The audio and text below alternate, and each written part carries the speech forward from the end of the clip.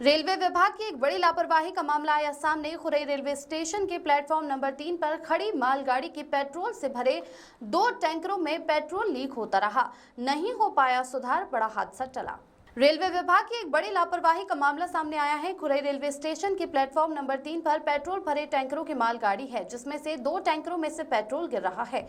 एक टैंकर से तो बहुत तेजी से पेट्रोल गिर रहा था, लेकिन दूसरे से थोड़ा धीमे टपक रहा था। स्टेशन पर मौजूद लोगों ने बताया कि ये मालगाड़ी सोमवार सुबह से खड़ी है, तभी से पेट्रोल तेजी से गिर रहा था। अधिकारियों को जानकारी मिली तो कर्मचारियों ने लीकेज सुधारने का काम किया, लेकिन ठीक नहीं कर पाए और पेट्रोल गिरता रहा। दरअसल ड्यूटी समाप्त होने पर इसका चालक चला गया, दूसरा आने में समय लगा, जिससे ये स्थिति बनी। इस मामले में सभी अधिकारी कुछ भी बोलने से मना करते रहे। गनीमत रही कि कोई हादसा नहीं हुआ, वरना कोई हादसा हो सकता था। गनीमत रही कि कोई घटना नहीं हुई, अन्यथा बड़ा हादसा हो सकता था। प्रवीण नामदेव की रिपोर्ट।